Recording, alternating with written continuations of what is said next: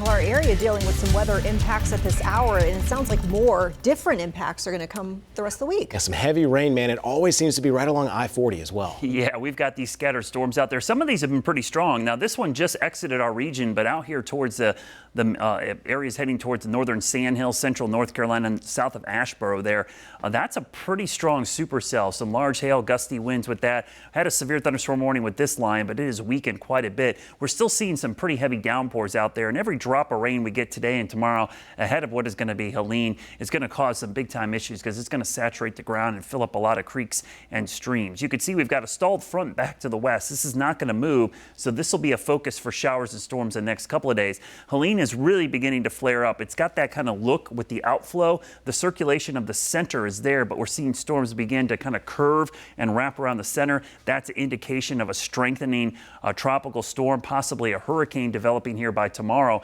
650 miles across. And that's important because while we track the center, that's not a good indication of where the impacts will be. The impacts are going to be far removed from the center of circulation. That stalled front right there, look at this. This is tomorrow into early Thursday. This is what we call a predecessor event. All of this rain is not really associated directly with Helene. It's the tropical moisture in the stalled front soaking the mountains and foothills. So that sets the groundwork or lays the groundwork for what's to come, because as the heavier downpours develop Thursday into Friday, as Helene gets closer, then you see massive flooding issues for the mountains and foothills. Even across areas of the Piedmont, we could see some flooding, but winds will also be very strong as the circulation passes just to our west.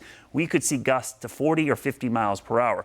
Already have a low risk for excessive rainfall tonight. Tomorrow, look at this, medium to high risk for the mountains and foothills, close to Charlotte. Then Thursday, we're in the high to medium risk for the entire area. And even on Friday, we've got a medium risk. So several days of these downpours will start really adding up, and some of the totals could cause widespread flooding. So the impacts here for the mountains and foothills, especially the eastern facing and southeastern facing slopes of the mountains, huge risk for flooding, landslides, rock slides. Certainly that potential will exist. These totals, again, might be too low.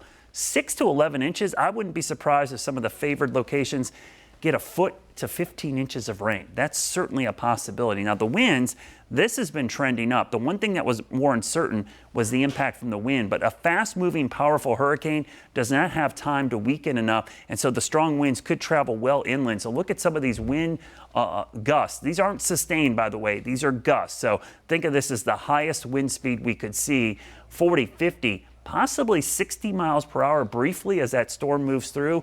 This is 7 a.m. Friday morning. Look at those winds up to 50 in Charlotte. But good news, by the afternoon, we should see the winds begin to go down. So a quick blast of wind there early Friday. So Thursday and Friday, both days, we want you to stay weather aware for flooding and high winds. And when we have flooding and high winds, we typically have power outages and travel issues. So you need to be prepared to have roads washed away or flooded, and also be prepared for those power outages. So charge up the phones, get ready now, prepare your property and your home for this on Thursday night into Friday. Those are the 2 days. We want you to stay weather aware. The good news, the speed of the system out of here this weekend should give us better weather. And as we go into next week, temperatures will be in the 70s with a cool down. We'll be right back.